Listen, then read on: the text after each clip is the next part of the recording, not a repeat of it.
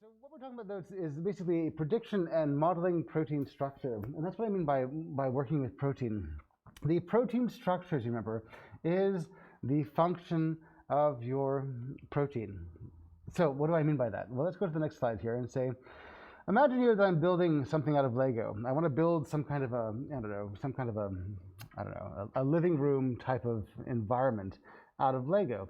Now, I mean, anyone here who loves Lego as much as I do knows that every single Lego brick has its own specific properties, which can be used to create a kind of a, you can to kind of create an effect, if you will, on your when you're building things. So, for instance, I'm building these chairs here. I'm building some chairs here, and these chairs, I wouldn't do just any old Lego pieces, but rather I have to specifically choose the Lego pieces that I'm interested in building. And if I wanted to maybe build like the wall, for instance, in the back, then I would use again different like other kinds of Lego pieces. But each Lego piece that I choose, though, has a specific type of function. So, for instance, getting back to this chair, this I think is just the most amazing piece ever. I think this is actually, for those of you who are actually as interested in this as I am, I don't think this chair and this wall are actually built to scale. I think that the chair is actually made out of many, many smaller pieces, and the wall is like a close-up of like, you know, regular size, or it's just like it's fewer pieces. I think you'll see. But I think the chair is actually built out of pieces. And you know, it's actually more life-size, this chair, and then it's been superimposed in a background where, for instance, you just have this, which is more or less, you know, regular-sized Lego pieces. So this is like a huge chair-sized piece, and this is, anyway, forget it. What I'm trying to say, though, is that when you're building the chair, though, I mean, look at the kinds of pieces that they have chosen to make this thing. Look at the kinds of pieces that they have chosen to make this table. Like, for instance, the table legs themselves are actually the shorter, longer pieces of Lego, not the thick, heavy pieces that were used to make the chair. And so what I'm trying to say is that when you're building things, oh, there's even a hat there, I didn't realize that. Cool. When you're building things out of Lego, you're actually choosing specific types of Lego pieces because that's what does the work. You want to have the functionality of a chair, so you want to have heavy pieces that would presumably hold some person. But you also want to have, like, for instance, the functionality of a table. And so you know that that's two different ways of building these things. The table is going to be more spindly, whereas the chair is going to be heavier. And so you kind of have this notion that you have to use different pieces to build different types of structures. And so this is where this is all kind of coming from. And that is that when you're working with, when you're working with pieces and putting pieces together to build something, how you actually put them together also makes a very big piece. Not just the pieces themselves, but how they come together, like what function, or sorry, what form they have actually controls what kind of function they're going to have. So specifically, look at A, or for the first part here, this paper, you know, that's part A with the top thing here. If you take a piece of paper, you could fold it into a crane, which is origami, and it's beautiful, but it doesn't fly like a folded paper airplane that you could also make out of the same like the same piece of paper here. So really, what you're doing is you're just folding a piece of paper, and you're folding a piece of into an airplane or into a crane, and one is a desk ornament, and the other one is something that actually flies, but it's the same material. Now look at these other things here. So here's again another chair made out of wood. If this wood were in any other position, any other way, it would not be this chair. And if your computer, for instance, imagine now that you're actually typing where the keyboard is underneath the laptop and the screen is on top of the laptop. I mean, it could be made that way, but you wouldn't have the same functionality that you're enjoying right now with, like, actually resting your hands on your keyboard underneath your screen. So in other words, the way that things have been built actually does recommend or inform their function. Look at this special hand fan that's right here. It's beautiful. But the thing is, though, that it's built in such a way so that you can hold it in your hand and you can actually use it to fan your face as you would. But the thing is, though, that you could imagine putting those pieces together, the sticks and the fabric, the silk, all that stuff. You could put that together in a different order, so that when you fanned your hand, actually no air was being moved around. And so really, when you're building product, you have to build them in a very specific way. And that is a rule that applies very specifically and all too well to protein. When you're building a protein, something that does something in your body, that like skin or hair or whatever it may be, like a protein on a cell or a receptor or something, when you are building a piece of protein, it has to conform to certain types of like building properties, if you will. Otherwise, its function cannot be carried out. So this sounds like a very kind of a cryptic way of saying things, but what I'm saying is that the form is equal to the function. So that means that whatever you're trying to do, you better make sure that your function or your form can manage that function. And so in this protein, I know that we're looking at this right now, and this protein looks like a knot. It doesn't look like any of this stuff here. It doesn't look like the table, the chairs, and the computer, and the folded paper. It looks completely different. But this is, in biology, perfectly legitimate. This is how proteins are made. This is what they look like.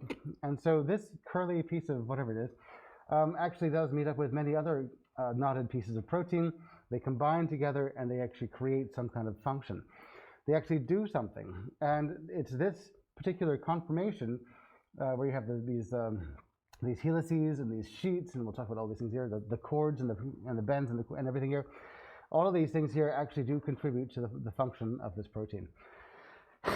So what we're actually talking about, though, is we were here where we looked at a chain of amino acids, and now today we're going to go here where we're looking at well, how do we get from a chain of amino acids to some kind of three-dimensional conformation or some three-dimensional structure? And that's what we're talking about now. Okay, so this, by the way, this colorful knot, that's a three-dimensional, that's in 3D what a protein looks like. So if you actually were able to take a protein that you've just created in the lab, and you blow it up into a life-size proportions, and you put it in your hand and look at it, you would see a knot, basically. It looks like a ribbon that's been kind of folded and turned and knotted together. And that's what happens when protein becomes mature. So let me just talk about where this protein idea comes from here. Let's go back to the central dogma of biology. Now, the central dogma of biology says that DNA is then transcribed to get RNA, which is translated to get protein. But that's where most books in biology will end. They stop when they say DNA to RNA to protein. You're done. But I would say that actually you're not finished at that point, because you've created what I would call the raw material of some kind of protein, but it doesn't actually have any function just yet. That means that the body can't actually use that protein yet until it has been folded into something so that it can be used. And so in other words, you're getting DNA gets to RNA, which gives you wood protein, but actually you're not actually able to use any wood yet to build. You can't actually make a chair. Your chair isn't made yet. You haven't the form that you're looking for. The chair hasn't been completed yet, and so therefore you're not done. And so in the central dogma of biology, here what we're talking about is that after you've created this protein, you have to mature that protein by giving that protein some kind of function. And so that's what they call the post-translational stage. Because after all, this is what happens when you make protein. You're at the translational stage. I've just translated my protein. And so post means after that stage where the protein has been created, and now what we have to do is we have to build that protein into something. I guess if you're thinking back to if this is like metals and you're melting down metals, then for instance, this would be the ingots, I guess, the protein stage here. These are like the bars of metal. You still have to melt those bars of metal down that you've just created from mining, and make them into something, a house, a car, something, a bridge. You have to make them into something. And so that's what they mean by the post-translational stage. It's a stage where you do this folding, where folding happens. And by folding, what I mean is that the protein is actually given some kind of a shape so that it can take on its function. And the structure and the function are intimately related. The shape and the function are intimately related, as they are for these things too. The shape of the paper that you fold into the paper airplane, is directly proportional to how well this plane will fly. Now, how do you fold an airplane? Well, if you fold it correctly, it should fly well. But if you don't fold it correctly, then it won't fly well. And so the folding actually gives it the function. So there are basically 4 stages of folding protein, and those 4 stages are, you have what's called the primary structure. The primary structure is what we've seen already. We've seen that that's like a string of, it's like a text string of amino acids, everything kind of joined together. So you can study how the amino acids actually come together in a string. And then you have, for instance, the secondary structure, which is the beginnings of folding things together. You're kind of seeing how these individual amino acids, how do the individual amino acids react with each other in terms of their hydrogen bonding. So for instance, you can kind of get a notion of like how this might not necessarily completely fold, but how it begins to fold. Then you have the tertiary structure, which is, for instance, how it's like how your protein will begin to kind of fold in on itself here, how it makes its knots, and it's not just your knots though, but also you have like some of the structures that you see on your protein, like your sheets, your helices, your coils, and some other things. But these are like the main parts, and we'll discuss all those in a moment.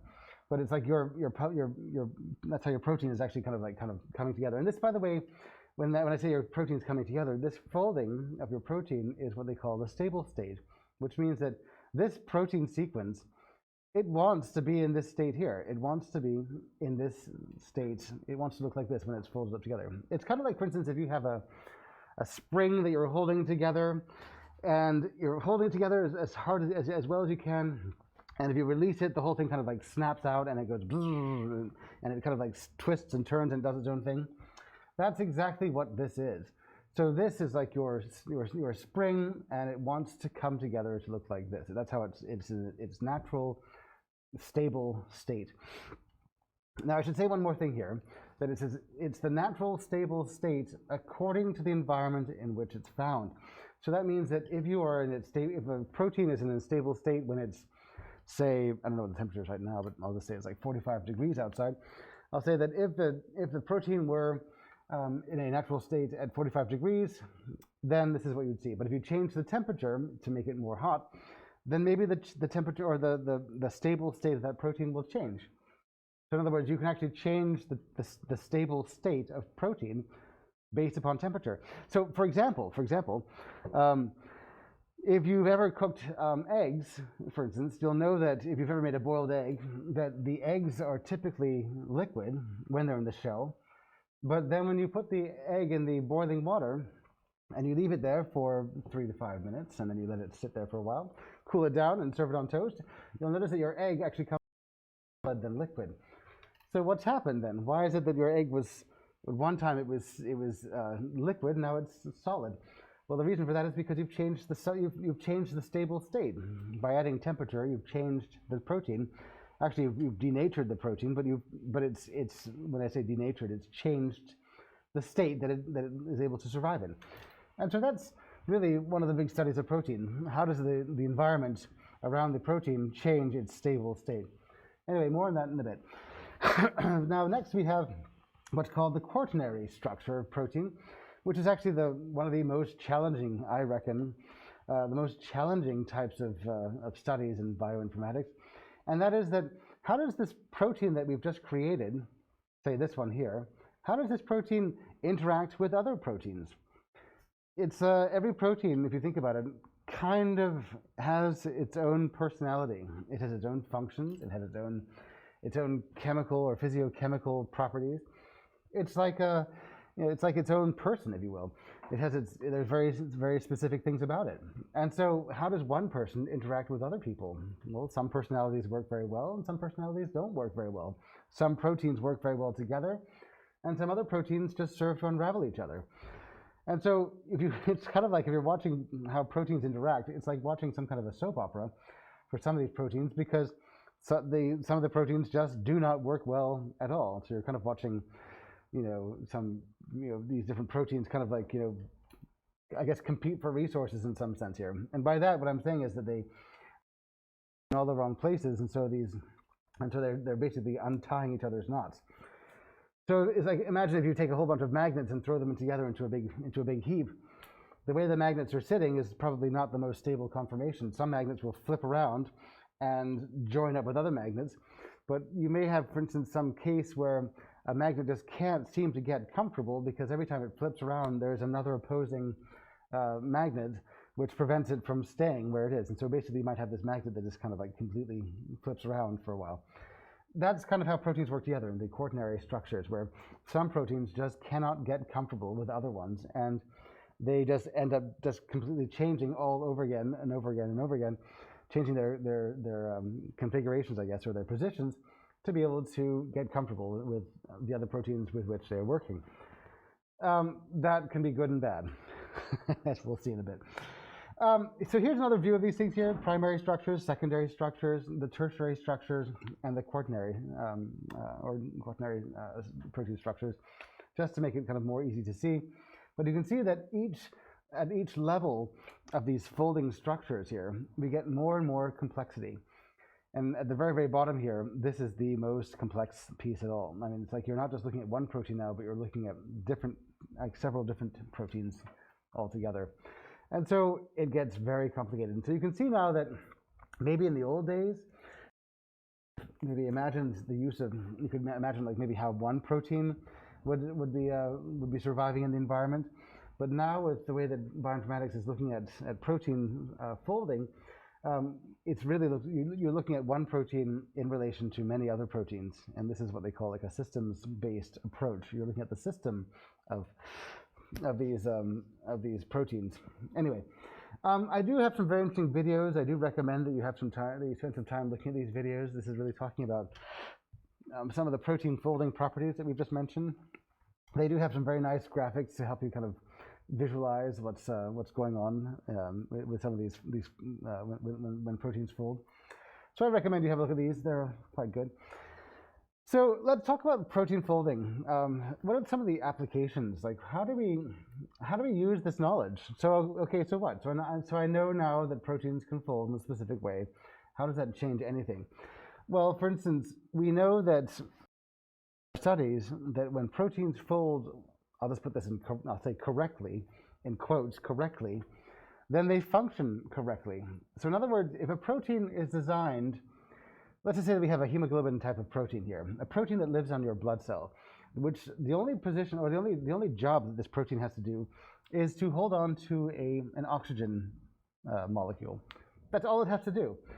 Now, the protein should have some ability to grab onto an oxygen molecule and then hold on to it until that protein is able to deposit its oxygen where it needs to go. But it should be able to hold on to that oxygen molecule. You know, the atom of, I guess, the atom of, actually maybe it's an oxygen molecule, maybe O2. But it should be able to hold on to that molecule. And so if, for instance, there's some kind of a problem where the oxygen or the protein that holds on to the oxygen molecule has been misformed or misfolded, where it is unable to maybe close its arms around this molecule, then maybe, for instance, it's no good at holding on to oxygen. So therefore, it has not folded correctly to function correctly. So here what we mean is that this function, or the molecule, or the protein should be able to grab onto this oxygen, but it fails. And so therefore, something has gone wrong. Now, if you're looking at if you're going back to these parts right here, and you find out that the sequence, for instance, over here, is what it should be. The sequence is fine. There's nothing wrong with our protein. It seems like it's the right sequence as it should be.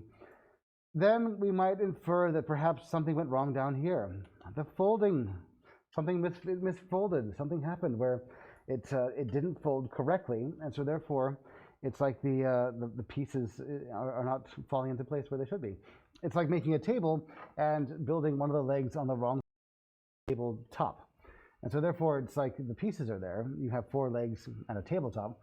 But when they actually came together, you have 3 legs on the bottom and 1 leg on the top, which means that it's kind of like this, this crazy looking form. And so the pieces are there, but the actual conformation is incorrect. And so that can happen. And so by studying, for instance, how proteins actually do fold, you're learning about, for instance, how certain types of diseases may happen. That is actually a disease where if your protein is unable to hold on to molecules of oxygen, then they're no good. It's like you don't get oxygen where it's supposed to be. And so that's actually some kind of an error that can happen. So some of the problems that we can think of though for this section is called misfolded proteins, and these are proteins that were created, but they just didn't seem to get, they weren't created properly. They are there, but they're actually not working correctly. They're not doing what they're supposed to do. And you get some problems here called accumulation or clumping, such as in the case of Huntington's disease and Parkinson's disease, where you have all these proteins kind of like just showing up and just like not being carried away. They're just kind of like, they're being continually miscreated, and you have these like, I guess these buildups. And that actually creates some trouble. Building up proteins, or having protein where it's not supposed to be, makes trouble. Anybody here who has a roommate would know what I'm talking about when, for instance, wherever you're trying to be, if your roommate's standing right there, that could make trouble. And so, for instance, for me, when I was an undergrad, I always found that wherever I was trying to get to, whether it's to my closet or the sink in our room or my desk, my roommate was always sprawled out somewhere in front of where I wanted to get to. And so that made trouble because I couldn't get there. I couldn't get to where I was supposed to go. And so imagine, for instance, if you have a whole bunch of proteins just showing up in different places, kind of interfering with physical pathways of other proteins, then those other proteins can't fulfill their jobs either. And so therefore everything kind of comes to a standstill. You basically get a traffic jam, which is ridiculous. And that's what they call by this protein aggregation here, where you have all these proteins that are coming together. It means they're all kind of accumulating or they're piling up, and you get a traffic jam. And so that causes some trouble. And that's all because of a misfolded protein. Maybe a protein which is not doing its job. Maybe the protein's supposed to be made. Maybe it's supposed to latch onto another protein, and then together those proteins are supposed to move off somewhere else. But in this case, these aggregated proteins don't. They just kind of stay put, and nothing ever happens to them. So typically, though, your body, don't worry about this. When you do have these degradation problems here, or a problem where a protein isn't folded correctly, a protein could be tagged for degradation here. That means it's tagged to be destroyed. And this could happen like maybe emphysema, cystic fibrosis, and some other areas. And so sometimes these proteins are actually removed by the body, but sometimes they are not. And so you have this I came across this paper called Pharmaceutical Chaperones. It's a review on pharmaceutical chaperones, which you can look at, and I think I also or your sandbox just to make sure that you had a copy of this. Although by clicking on this link, this blue thing here, you can click on that. You'll get the same paper that you already have in your thing. But on many of these papers here, you have your PDF, which is available like right here. So you can just download a PDF of this file. So that means that a lot of these authors who published at this particular publisher, they had to pay to make their paper accessible to all once it was published. Anyhow, the paper is actually quite good. It's fairly recent. It came out in 2020 January, which it's not bad. It's not too old, but it talks about what's called pharmacological chaperones, or pharmaceutical chaperones, and that's what these are. That's really what this whole thing is about here. But what these really are is this is a therapeutic measure, if you will. This sounds kind of space age, but it's a therapeutic measure to change the conformation of a protein. That means to change the folding of a protein to fix it. So in other words, let's just say you're driving down the street and you have a slight fender bender with somebody else. That's a change in the conformation of your car's bumper. You're changing the shape. It's like it's still, it's still there. You haven't removed it, but it still has a bump in it. And so if you're thinking about, like in the case of this, you're adding what's called these pharmaceutical chaperones or pharmacological chaperones to your car's bumper, and it's like a chemical ingredient which will smooth out the bumper and bring it back or restore it to its original state. And so this whole article is about talking about just that with these biological proteins. And that means if you have a protein, for instance, that is in this system, or that has this problem here, it's a folded protein, but it's somehow misfolded, something happened, and you're creating these aggregates. Maybe the misfolding is a very minor problem that could be easily figured out here. And so what you do is you can introduce some of these pharmacological chaperones, as a therapy, and these things will go through and somehow straighten out the piece of the protein which is not behaving correctly. Now, this paper, though, is talking about how sometimes that's good, sometimes you can use drugs to get that done, and sometimes you can't. For instance, it's sometimes, for instance, you have these troubles where you're doing something and it's not. It's what is it? Let's say here. It's you're talking about, I guess, like stabilizing the protein here, but maybe, for instance, by adding these chaperones, you're actually making the protein even more unstable. And so, for instance, it doesn't actually always work. It's an interesting read. It seems like it's almost on the verge of science fiction for some people. I mean, imagine that, changing the way that your proteins actually fold together. But actually, though, that's exactly what your body does all the time. It's actually changing the way that the proteins are actually being folded, or actually being kind of how they do fold. And that's how you change the function. And so you can see that if there's what I'm trying to say, though, is that if there's a whole area of medicine where you can change the conformation of the proteins, or the folding of the proteins, and change the function and make somebody well, then it seems that there's a lot of science here that could be understood. Like, you could use that idea to maybe cure for Huntington's and Parkinson's disease. If you could somehow change the reason why some of these proteins start accumulating or clumping together because they're not being carried off, or they're not doing what they're supposed to do. If you're basically building cars without wheels, those cars are not going anywhere. Maybe that's what's going on with these proteins here. Maybe you're building proteins without wheels, if you will, and so the proteins don't move away and do what they're supposed to do, so they accumulate. And that is where some of these diseases come from.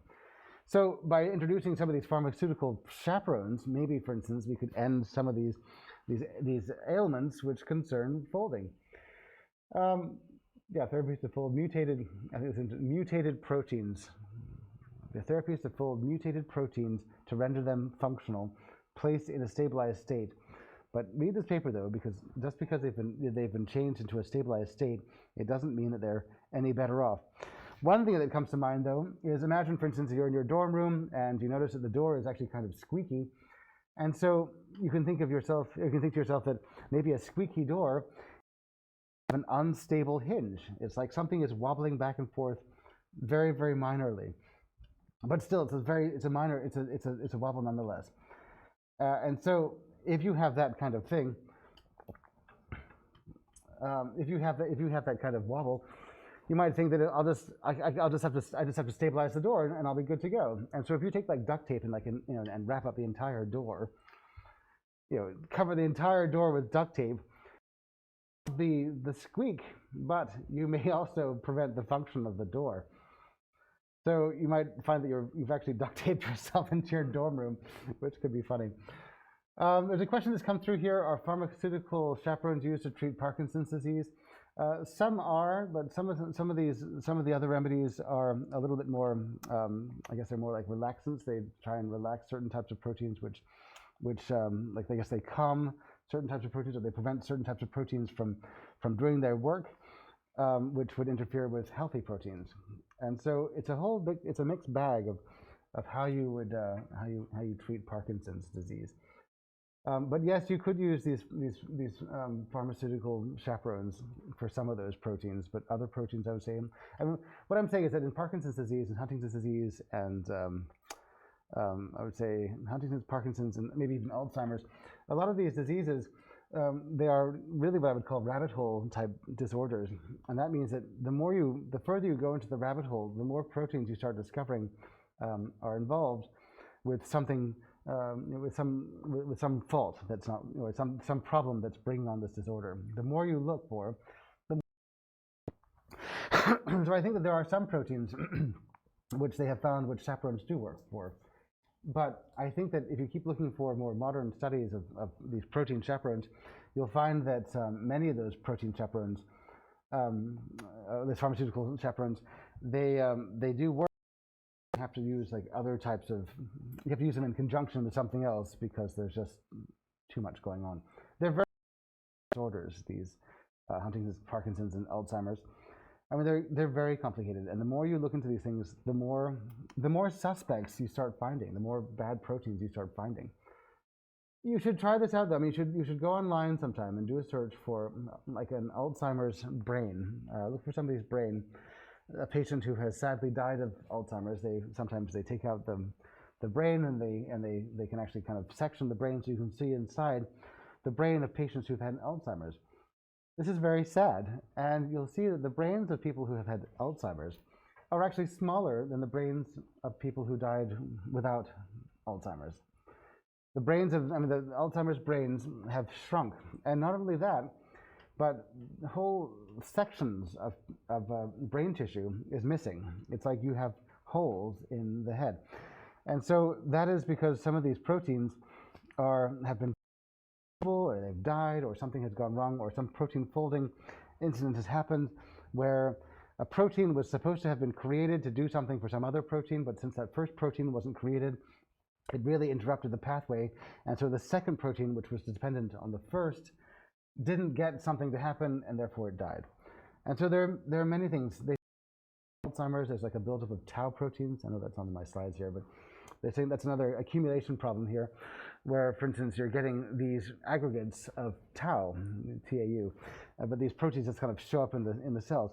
And it seems that every time you read up on these tau proteins that show up in Alzheimer's brain tissue, there's a new theory on how those proteins got there and how that's contributing to Alzheimer's. It's a very important area to go into. If we can figure out why Alzheimer's and some of these other, and Parkinson's and Huntington's disease, if we can understand how they work, then perhaps we could actually go through and figure out how to stop them. After all, if you find out where that noise is coming from in your car, that rattling noise, maybe then you'll be able to go in and actually remove that rattling noise or replace the muffler or whatever it is that's making that noise. So the more you know about the structure and how all these pieces come together. In other words, actually, I'm talking about this part right down here. In fact, I'll go over here. This quaternary structure here. We're looking at how one protein interacts with others. And so again, this is very, very complicated to kind of know how all these different proteins actually do come together. But they do come together in some way. And maybe if we find out, like, for instance, how they should be coming together to avoid Alzheimer's or Parkinson's or Huntington's, if we understand how they should, then that means that anything that doesn't look like that could be contributing to some of these diseases. But I can tell you, though, there is a whole bunch of government money out there, grant money, waiting for anybody who can come up with the next major group of experiments and studies to find out how these proteins all work together. And so maybe one of you will be the cure for Huntington's, Parkinson's, and Alzheimer's. No pressure, but I'll bet you'll find it. Anyway, okay, let's move on. So they have protein folding applications. Here's more applications. We have antimicrobial drugs, which is actually kind of interesting here that you're developing. These are drugs that you can use to kind of like find out how to maybe dock with a specific type of protein. Like if you're making a protein, if you're making a drug that interacts with a protein, then your drug had better be able to actually physically interact with that protein. And so, for instance, if you know that in this picture that I'm looking at right here, maybe this darker region in the middle here, maybe that's the area of the protein that I need to deliver some kind of therapy to. I want something to be able to connect to these darker atoms in the middle. This is what your protein looks like, just a bunch of amino acids here. And so maybe these amino acids or this darker region in the middle is where I need something to connect to. And once that connection happens, then this molecule flops closed, and then it stops bothering some other molecule, which is producing some kind of side effect which makes somebody sick. And so that's really how your molecules of your medicinal molecules will work. They just stick to things and prevent molecules or prevent proteins from doing what they're supposed to do or what they are doing. And so that's actually kind of interesting here. And so if you know what the protein looks like, where that you're targeting in your therapy, then you can create a therapy that's able to, or a molecule for your therapy that's able to get into the space where it's supposed to go and do what it's supposed to do. So you can create kind of selectively toxic, I guess, types of antimicrobial drugs, which means that they're able to kind of like stick to a specific part of the protein, which will inhibit that protein from doing something. Imagine, for instance, getting back to your roommate, for instance, you're going back to your dorm room and your roommate has taken out all of his boxes of stuff and there's just like, you just can't get around this you just can't get around your room because there's just boxes everywhere of things. The microwave's over here, the fridge is over there, you've got that box over here, this over there. And so, for instance, if you are trying to get to your desk, then you have to be able to maneuver yourself in a specific way to kind of zigzag around all those boxes and get to where it is you're supposed to go. And if you don't do that, then you're going to go crashing into all of his clothes, and that's just going to be a nightmare. So what you want to do is you want to be able to kind of like maneuver yourself very, very carefully around all those boxes. And that's exactly what you're trying to do when you're making a therapy. You're creating some kind of a drug which is able to maneuver around other parts of this protein and then stick to the place where it's supposed to go. And then once that happens, then you're able to, to treat a disorder.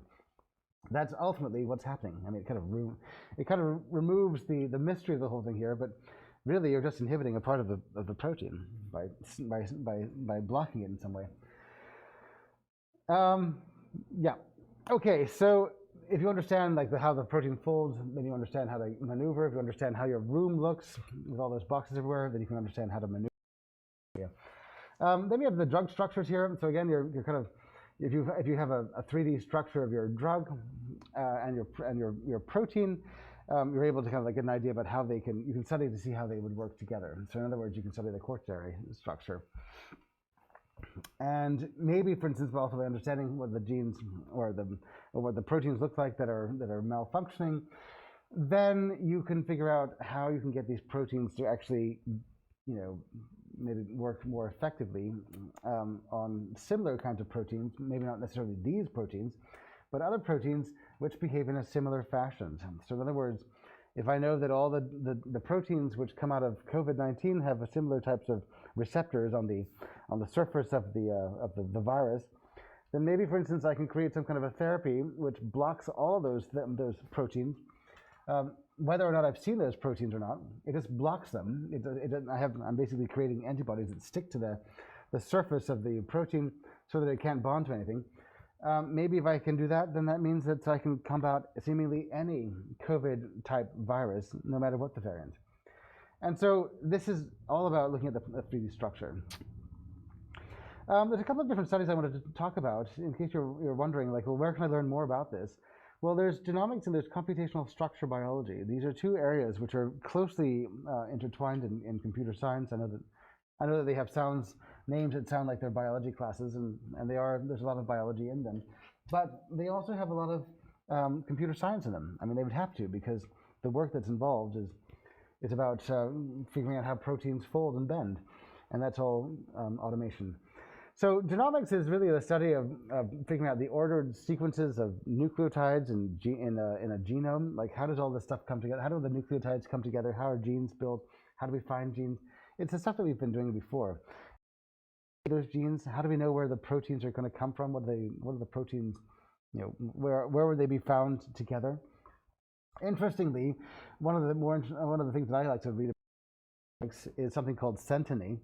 Centeny says that if you have different organisms that all have the same, say, 5 genes, like mouse, rat, rabbit, cat, dog, they all have these different organisms, and they all have like maybe 5 or 6 different genes that are all the same. Like maybe they all have the same gene to make hair, or they have the same gene to make blood, or whatever it is. Those genes you'd expect to happen in the same order in the DNA. You'd expect the same genes to be there. Gene 1, gene 2, gene 3, gene 4, gene 5. But that's not what happens. You have something called centeny, where in some organisms, the order of these genes is reversed. So in maybe the first gene, or the first organism, it's 1, 2, 3, 4, 5. In the second organism, it's 2, 3, 4, 5, 1. It's like it moves around, and there doesn't seem to be any reason why that would happen. But that all comes out of studies in genomics, and you can figure out by looking at this centeny. Well, let's see, I know that this order of this genes is something that happens in cats. So maybe, for instance, this organism that I'm looking at here, which has these same genes in this particular order, maybe that order is saying that this is a cat DNA. Anyway, that's just something. It's a study of DNA and genes and how they exist. Then we have this computational structural biology, which is actually very interesting. It's looking at the gene sequence, and it's then taking that into account to create a protein. But it doesn't just stop at how proteins are created from these genes. but rather it's looking to see how the proteins themselves, how they fold. So how do they turn into like the three-dimensional structures? Now, looking at three-dimensional structures is actually a very difficult thing to do because it takes so much computational power. It takes, I mean, to figure out all the possible ways that a protein could stick together. If you just take even just two pieces of Lego and like two 4x4 square bricks of Lego, how many different ways can you connect those Legos together? Well, you can connect them, if you have like one on top of the other, I can think of 4 different ways where they connect together, and each way, one of them is just turning 90 degrees.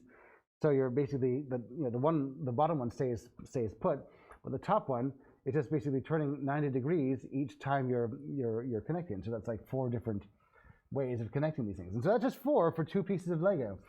And that's fairly complicated. That's fairly easy to understand. There's not much complication there. But when you're talking about, for instance, I'm just going to go back here. When you're talking about like this kind of sequence here, where it's not Lego pieces anymore, but each sequence or each amino acid has its own physiochemical properties. They're all trying to attract each other in different ways, and some of them are repelling others. It's like some kind of a just a mess. It's like a soap opera of amino acids here. Everyone is doing something different. Some are attracting, some are repelling, some are doing this, some are doing that.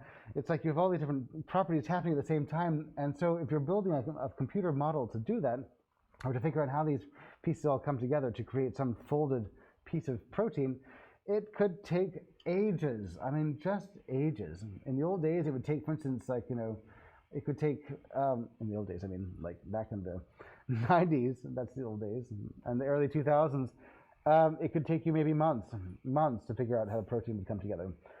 Today, to figure out the actual conformation of proteins, it could take you, I would say, more like days to hours.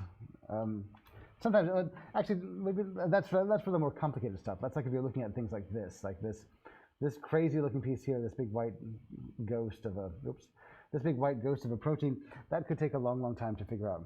And so they've actually created games for people to play where the people will be given some kind of a protein sequence that looks kind of like this. And like a Rubik's Cube type of game, you have to fold it together. And people are very, very good at doing this. I forget what the proteins are called. I think it's called It-Fold or Protein Fold or something. But there are actual games online where you can actually rack up points by figuring out how these strings come together to create these folded proteins. And in doing so, you are actually giving scientists a real leg up here, because then they don't have to sit around thinking about how these proteins.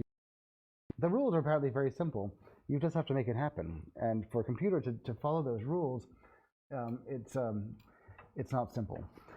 So this is what actually, in computer science, if you're interested, this is what's called the Turing Effect, where, for instance, to make a computer do something, a computer has to be very, very thorough and basically make an exhaustive study of every possible way that something can be done.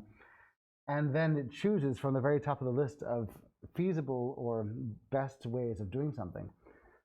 Whereas for people, there are some ways when we're solving problems, there are some things that we never even consider that just sound ridiculous from the very beginning. And so the way that we, people are awesome here, but the way that we solve certain types of problems is really different from the way, from how computers solve problems. And that is we have an inkling or a notion of what the most efficient way of doing something is, and so we just go after that. And so if you're folding a sequence of amino acids here, then in many cases, if you know the rules for how the game is played, then you're not going to spend your time, you're not going to waste your time testing theories that don't work. You're just going to go after the stuff that you do know works. Anyhow, there are some heroes in this area of protein folding. There's Linus Pauling and Christian Anfison, and they're both some of the, I guess, the founding part of the founding groups of working out how to work with protein folding. When these guys came up with their ideas on, like, they said that we're going to figure out how we can, or what a three-dimensional protein looks like. Back in their time, many of their colleagues would say, "Hey man, look, I love your work, but you're talking crazy. You're just talking nuts. It's not going to happen. We don't have the computational power. There's no way that we can figure this stuff out. And even if we did figure this stuff out, how could we make use of any of this information?" I mean, imagine the kind of position that they had. But they kept on going, and they said, tell you what, if you give me some time, I'll give you that folded protein, and it will be done. And so this person, Linus Pauling here, was able to come up with some very amazing ideas, and like the bond angles, rotation of atoms, flexibility and side chains, the nature of chemical bonds between amino acids. These are all pieces that go into creating the models that fold proteins in computers. In other words, these are the rules. And so now we have from Linus's work, I'll just call him Linus, we're on a first name basis now, but from Linus's work, we have an idea about how to write algorithms that will fold up proteins. And then from Christian and me, we're also on a first name basis, he studied the influence of thermodynamics inside these different types of these proteins. And so in other words, his work was kind of the beginning of the kind of like, how do you figure out how proteins interact with each other? And so again, these are more rules that we were able to pour into some of our algorithms that we use today to figure out how they look. So let's get some more juicy stuff here. These are some of the structural pieces that you have in proteins. You have helices, which are these kind of curly, like, I mean, when I look at these, I'm thinking of like maybe different types of spaghetti, but but of course I would know, it's getting close to lunch. So but these are the kind of the helices. They're basically like these kind of bands, I guess, of thick protein material, which curve around and around in this helix type conformation. Then we have coils. Coils are different from helices in that coils tend to be more narrow, and sometimes you'll find that coils kind of attract or kind of stick together, but not always. But the helices and coils differ by the helices tend to be bigger, thicker, wider kind of ribbons that are coiling around, and the coils tend to be more narrow, smaller ribbons, more coils. There are more turns. And then you have sheets. These are all the functional pieces that go into making proteins. Sheets are just kind of like, again, there's kind of flat pieces of the protein, but they're not bending around in any specific way. They're just straight.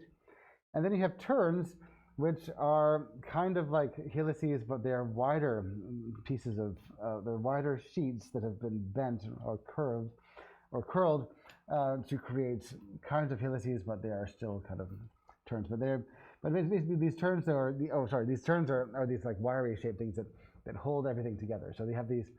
I guess you can say that the turns are the wider,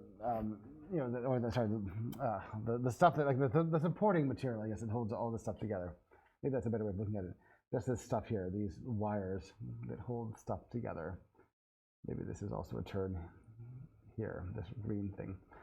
So anyway, you have all this stuff, and so these are. I mean, when we build houses, we have brick, copper, we have some mortar, we have plaster, we have paint, we have glass. These are the pieces that go into houses. But for when you're building proteins, helices, sheets, coils, and turns.